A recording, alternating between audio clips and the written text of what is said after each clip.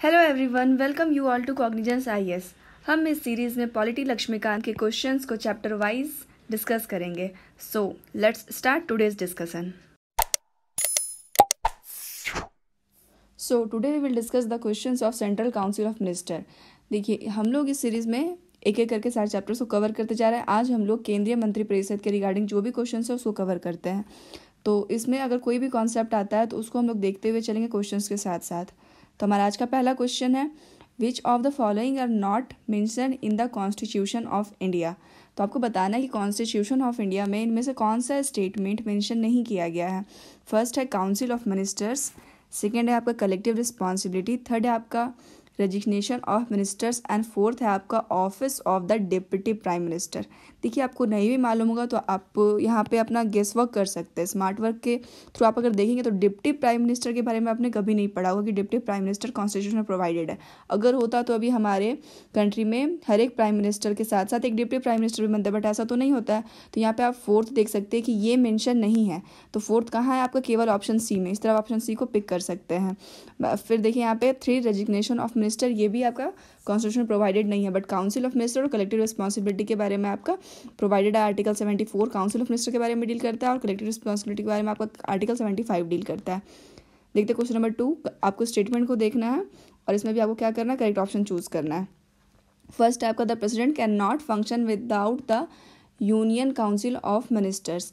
तो president function नहीं कर सकते बिना केंद्रीय मंत्रिपरिषद के। पहला ऑप्शन स्टेटमेंट ये कह रहा है। सेकंड है, the solicitor general is the highest legal authority of union government.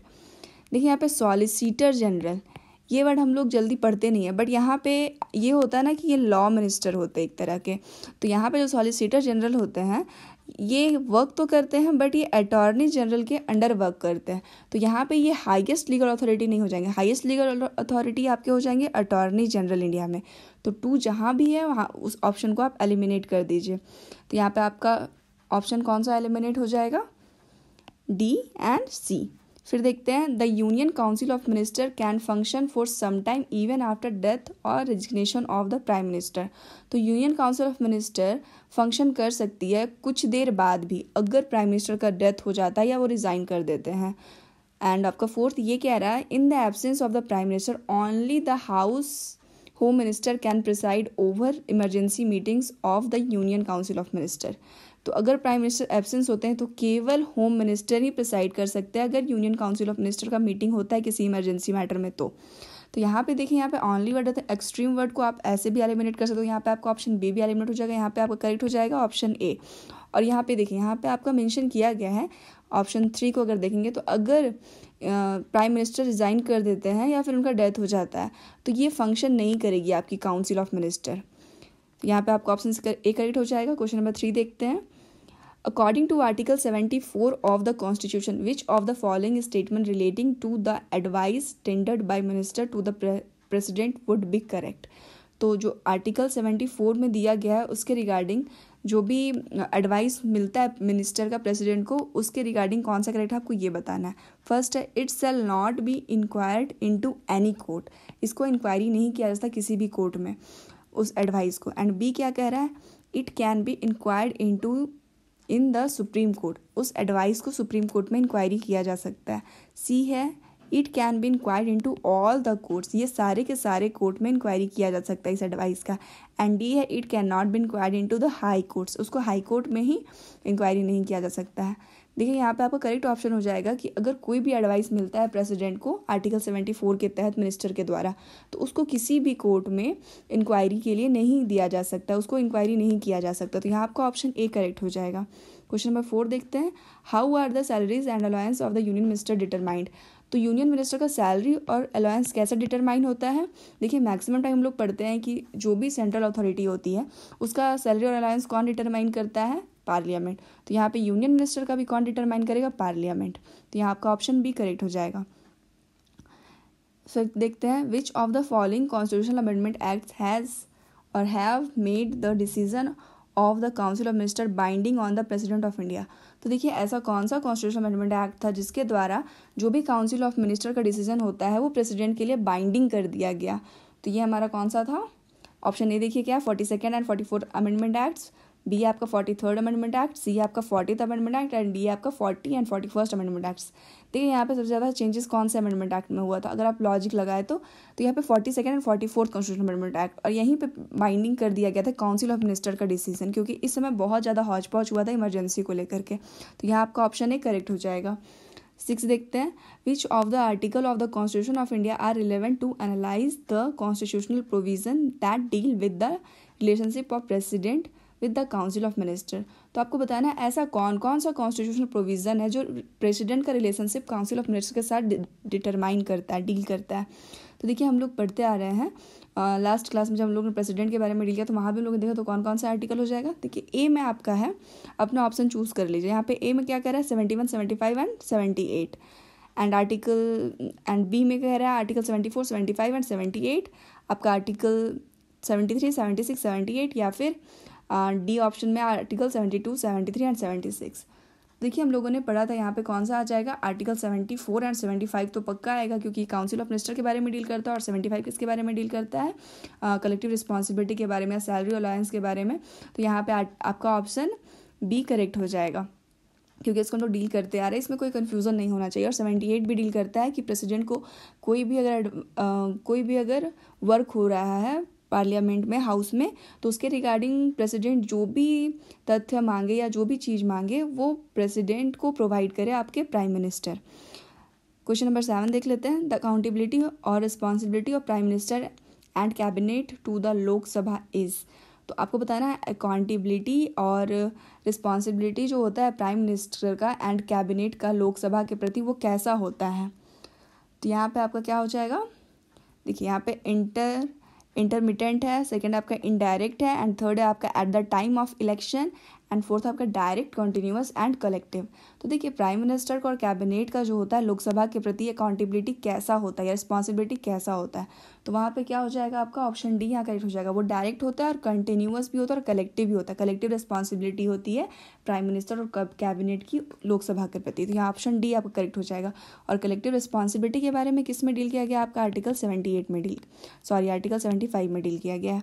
Question number 8 देख लेते हैं, असर्शन एंड रीजन दिया गया आपका। फर्स्ट है collective responsibility of the cabinet signifies unity and coordination among members of the council of minister. तो जो collective responsibility होती है कैबिनेट की वो क्या सिग्निफाई करती है, यूनिटी और कोऑर्डिनेशन सिग्निफाई करती है मेंबर्स जो होते हैं काउंसिल ऑफ मिनिस्टर के उनके बीच में। एंड रीज़न ये दे रहा है कि it is prerogative of the prime minister to select or drop member of the cabinet. तो ये प्राइम मिनिस्टर पर डिपेंड करता है कि वो किसको सेलेक्ट करे या किसको हटाएं कैबिनेट के मेंबर से। तो यहाँ देखिए काउंसिल ऑफ मिनिस्टर की बात करें, सेकंड में कैबिनेट की बात करें, लेकिन दोनों का दोनों करेक्ट है और एक दूसरे को ये कंप्लीट नहीं कर रहा है स्टेटमेंट। तो यहाँ पे आपका ऑप्शन बी करेक्ट हो जाएगा। तो यहाँ पे एक कन्फ्यूज़न भी उठता है लोगों का कि काउंसिल ऑफ मिनिस्टर और कैबिनेट में आखिर क्या डिफरेंस है। तो देखिए काउंसिल ऑफ मिनिस्टर हो जाते हैं सारे के सारे आपके मिनिस्टर आ जाएंगे, काउंसिल ऑफ मिनिस्टर में क्या आ जाएंगे, सारे के सारे मिनिस्टर आ जाएंगे, जबकि कैबिनेट में क्या होगा, कुछ सर्टेन मिनिस्टर आएंगे।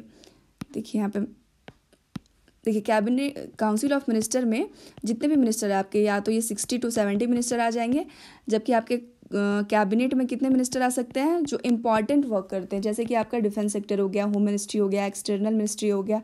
यहाँ पे आपका 15 to 20 मिनिस्टर्स होते हैं कैबिनेट में, 15 to 20 मेंबर्स होते हैं, और कैबिनेट का डिसीजन के अकॉर्डिंग काउंसिल ऑफ मिनिस्टर काम करते हैं, ना कि काउंसिल ऑफ मिनिस्टर के डिसीजन के अकॉर्डिंग। तो काउंसिल ऑफ मिनिस्टर एक वाइड रेंज होता है, जबकि कैबिनेट इसका छोटा सा पार्ट होता है, और कैबिनेट का डिसीजन इन सभी पे, ये सभी कैबिनेट के अकॉर्डिंग ही वर्क करते हैं।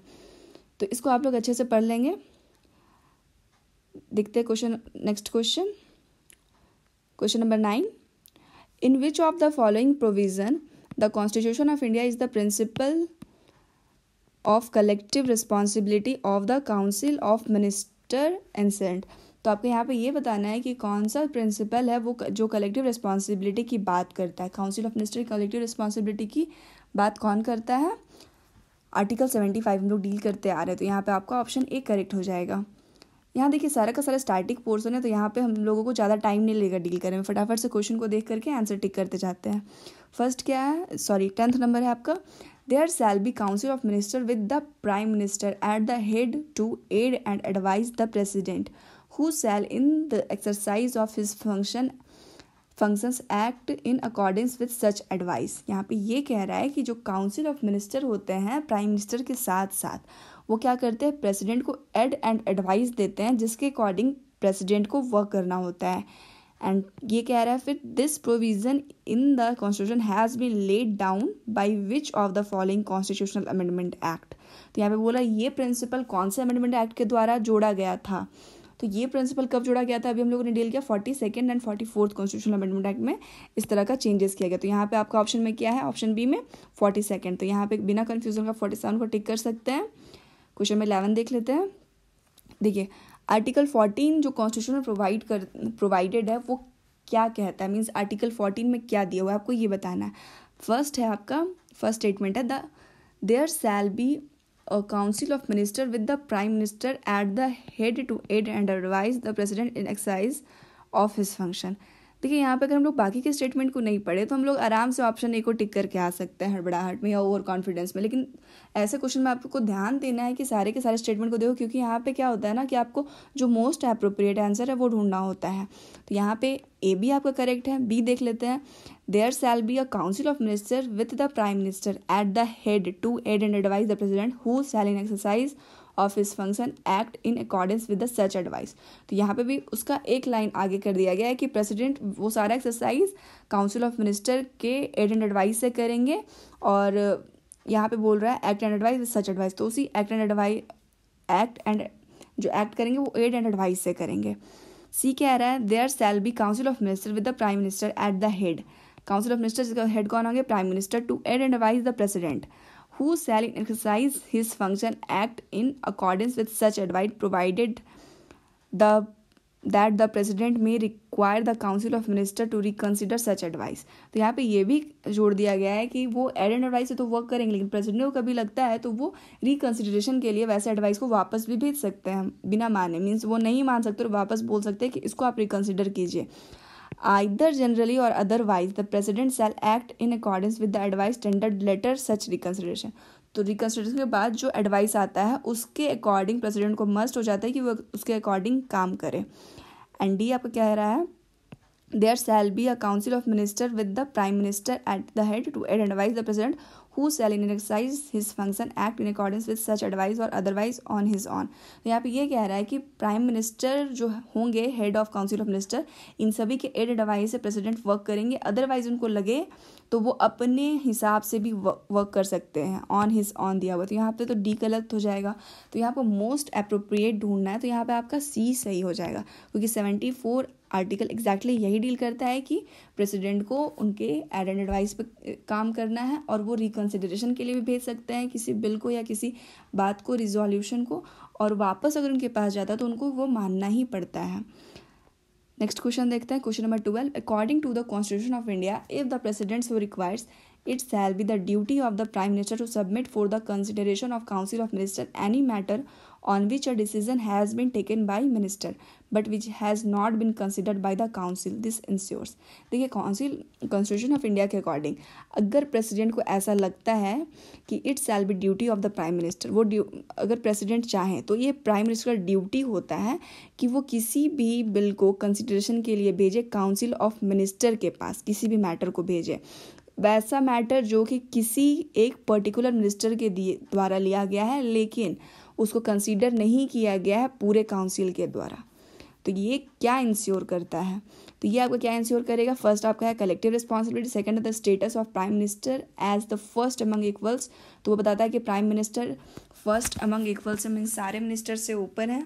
सी आपका क्या कह रहा है, the power of president to nullify the decision of the minister. तो ये बताता है कि प्रेसिडेंट का पावर है कि वो ख़त्म कर दे मिनिस्टर किसी एक पर्टिकुलर मिनिस्टर के डिसीजन को।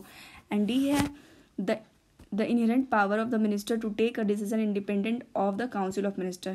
तो ये पावर है मिनिस्टर का डिसीजन लेने का independent of council of minister, means एक मिनिस्टर काउंसिल ऑफ मिनिस्टर से अलग भी डिसीजन ले सकता है।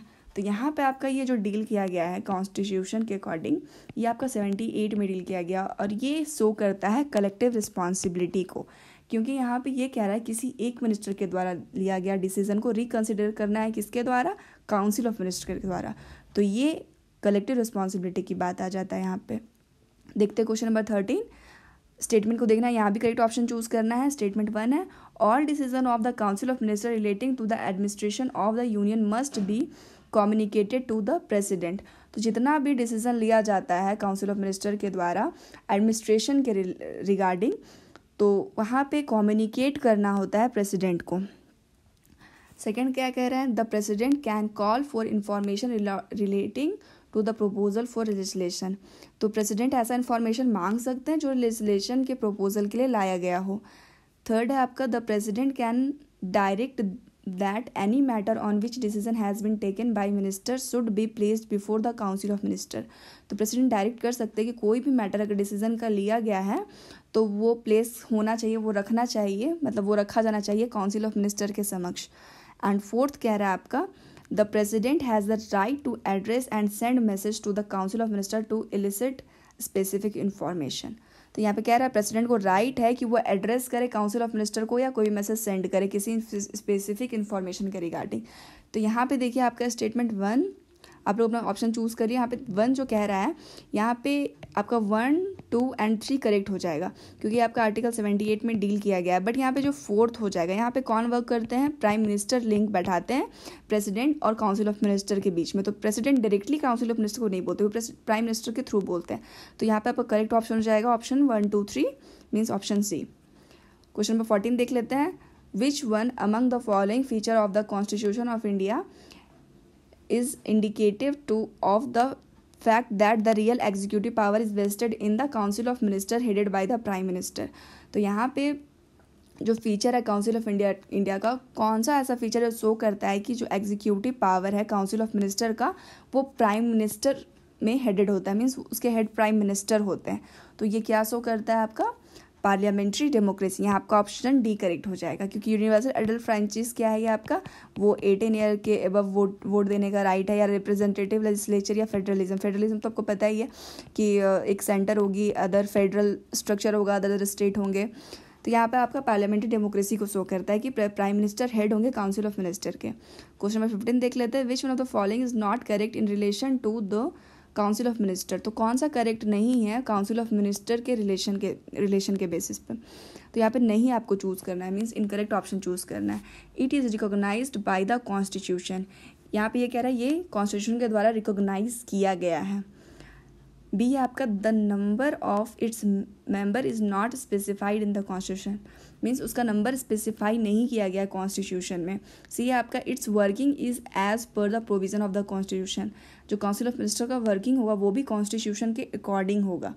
एंड डी है आपका, its member and their ranks are decided by the prime minister. तो जो भी मेंबर हुए काउंसिल ऑफ मिनिस्टर के वो डिसाइड किसके द्वारा किया जाएगा, प्राइम मिनिस्टर के द्वारा। तो देखिए यहाँ पे यहाँ पे नॉट आप देकर कंफ्यूज कर सकते हैं। यहाँ पे जो स्पेसिफाइड होता है, जो नंबर स्पेसिफाइड होता है मेंबर का वो 15% से ज़्यादा नहीं होना चाहिए, बस ये कहा गया है।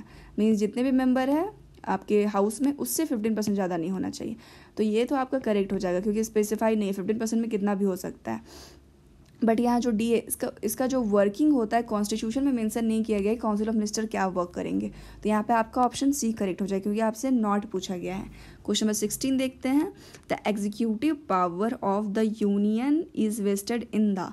तो एग्जीक्यूटिव पावर जो यूनियन का होता है वो किस में वेस्टेड होता है। देखिए हम लोगों ने इसे पहले भी डील किया है सेम क्वेश्चन को। ये किस में वेस्टेड होता है, यूनियन का एग्जीक्यूटिव पावर प्रेसिडेंट में। क्यों प्रेसिडेंट में होता है, क्योंकि जितना भी वर्क होता है ना यूनियन में उसका फाइनल अथॉरिटी प्रेसिडेंट के पास हो, क्योंकि फाइनली साइन कौन करते हैं सारे डॉक्यूमेंट पे, प्रेसिडेंट। 17 देख लेते हैं, whenever the constitution required the satisfaction of president for the exercise of any power or function by him, it means अगर सेटिस्फेक्शन हो प्रेसिडेंट का किसी भी एक्सरसाइज में या किसी भी फंक्शन में तो उसका मतलब क्या होता है आपको ये बताना है। फर्स्ट क्या है आपका, the proposal satisfaction of the personal satisfaction of the president, means president का पर्सनल सेटिस्फेक्शन होना चाहिए उस वर्क में। सेकेंड है आपका the satisfaction of council of minister, means वो जो वर्क है प्रेसिडेंट का उसमें किसका सेटिस्फेक्शन होता है, काउंसिल ऑफ मिनिस्टर का। सी है आपका the satisfaction of the member of the parliament के सभी मेंबर का सेटिस्फेक्शन होना चाहिए उसमें। एंड डी है आपका नन ऑफ द अबव। तो हम लोग इसको डील करते आ रहे हैं, इसमें क्या हो जाएगा आपका करेक्ट ऑप्शन। देखिए यहाँ पे आपका करेक्ट हो जाएगा, सेटिस्फेक्शन होता है काउंसिल ऑफ मिनिस्टर का। क्यों, क्योंकि प्रेसिडेंट ये बाइंड है प्रेसिडेंट को ये बाइंडिंग आर्टिकल 74 के तहत कि वो जितना भी वर्क करेंगे वो aid and advice of council of minister के अंडर करेंगे। तो यहाँ हम लोग का क्वेश्चन खत्म होता है। So this is the end of today's discussion. Hope you like it. Stay connected, stay safe. Thank you very much.